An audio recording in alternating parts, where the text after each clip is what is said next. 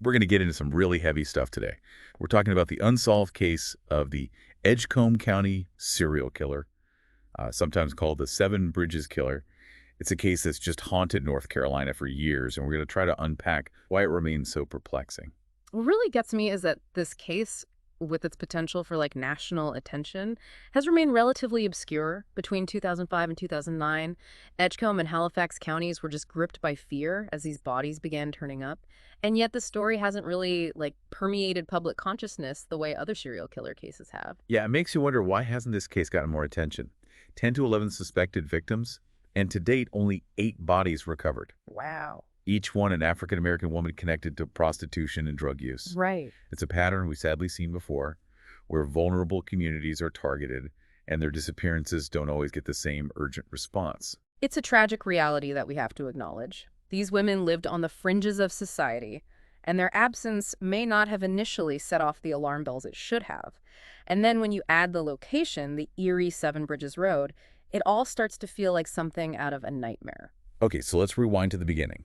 The first suspected victim, Melody Wiggins, disappears in 2005. A few days later, her body is found, and the details are brutal. Knife wounds, blunt force trauma to the head. It sets a grim tone for the entire case. And tragically, this becomes a recurring theme.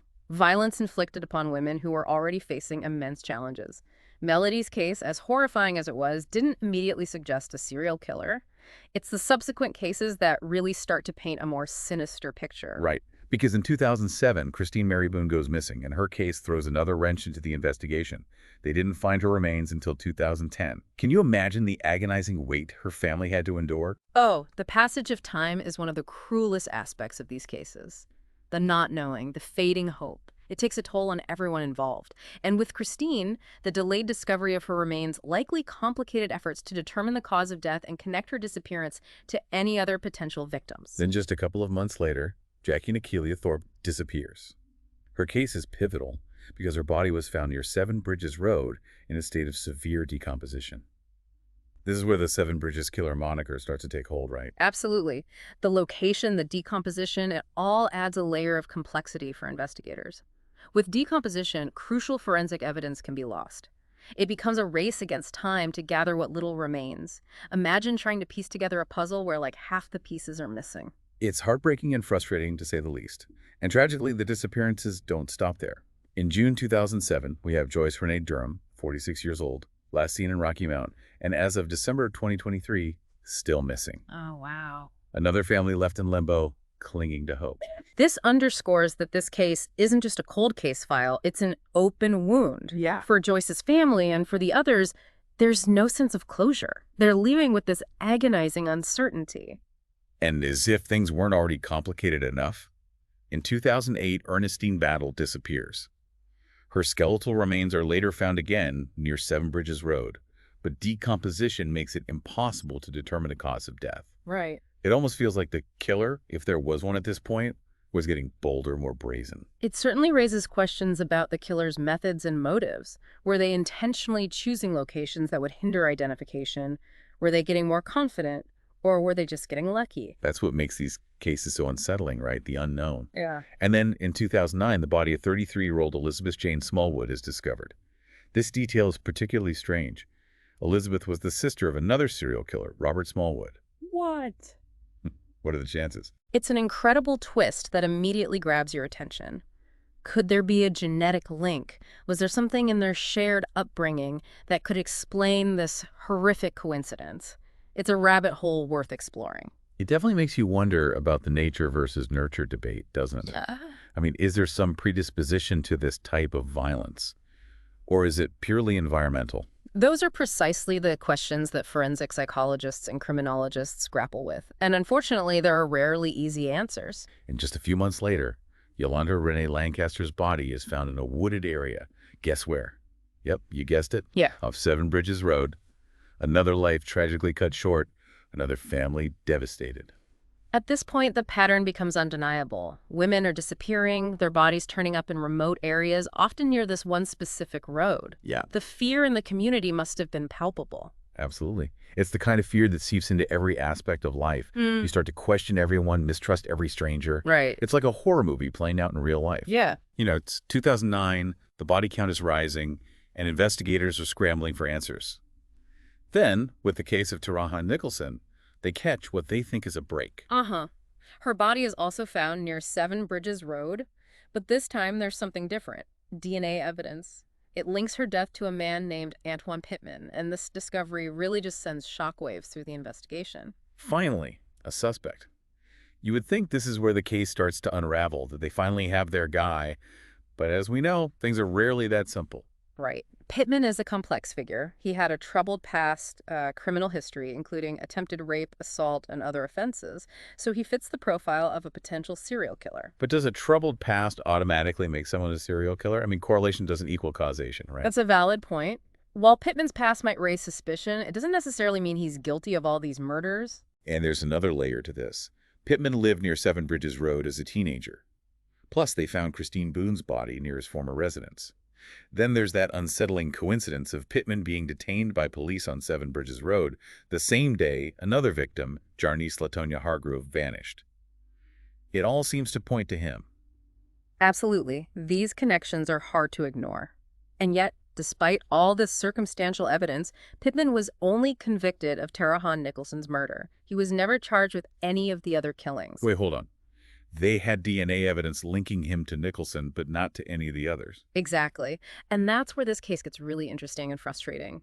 The public, understandably, saw Pittman as the likely culprit for all the murders, but investigators simply didn't have the concrete evidence to make that connection.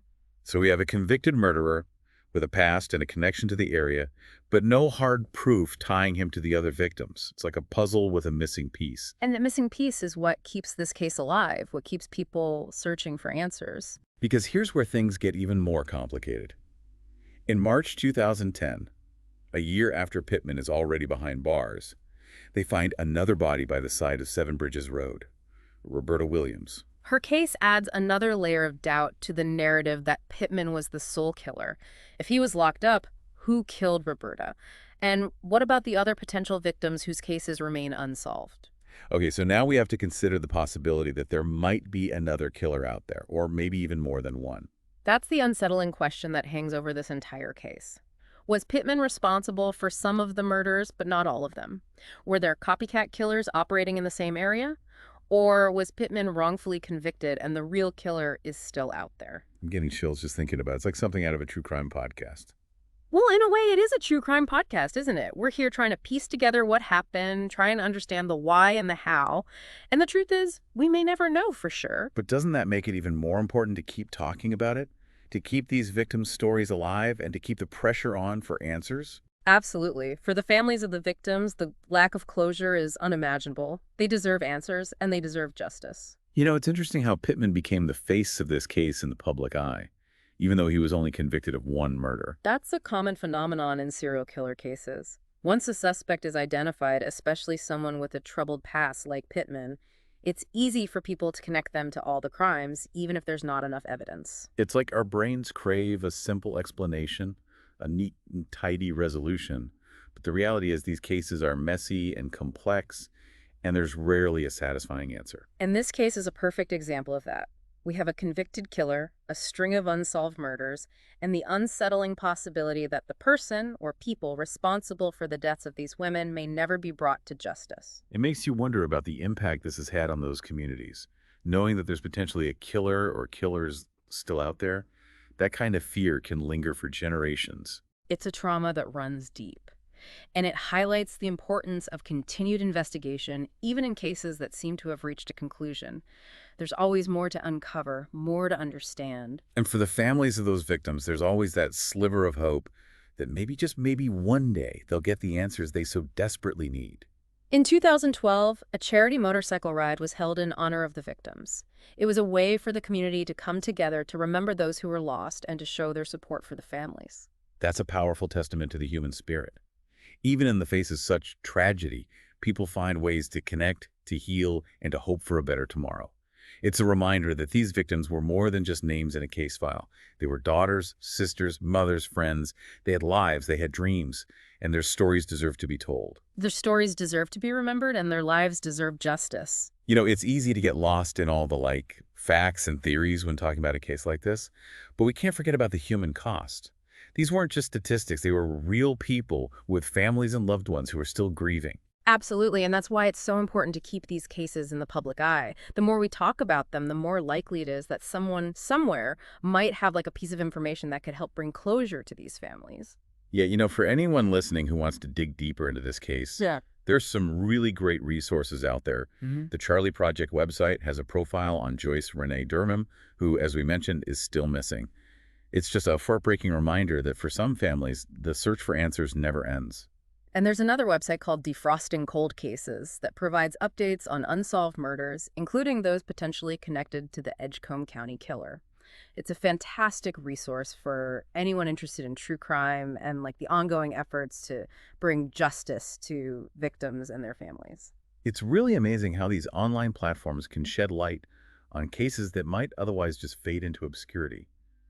They give a voice to the voiceless and keep the pressure on for investigations to continue. Yeah, it's a testament to the power of community and just the unwavering belief that even the coldest cases can be solved. So where does this leave us?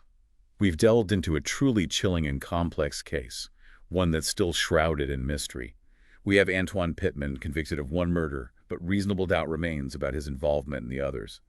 We have the haunting presence of Seven Bridges Road, a location that has become synonymous with fear and uncertainty. And most importantly, we have the victims, their families, and a community forever marked by these tragedies. What I find most intriguing and perhaps most unsettling is the possibility that there might be more than one killer involved. Could Pittman have been responsible for some of the murders while another individual or individuals committed the others? Or was Pittman wrongfully convicted and the real killer is still out there? These are questions that continue to haunt this case. It's a really sobering thought. It makes you realize that even with a conviction, there can still be a sense of unease, of unfinished business. Exactly, and that's why it's crucial to never give up hope.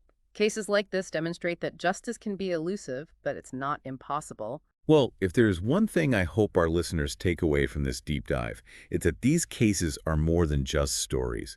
They represent real lives lost, families shattered, and communities forever impacted. We can honor the victims by remembering their names, by sharing their stories, and by continuing to demand answers. And perhaps one day the full truth will be revealed, and justice will finally be served for all those affected by the Edgecombe County serial killer.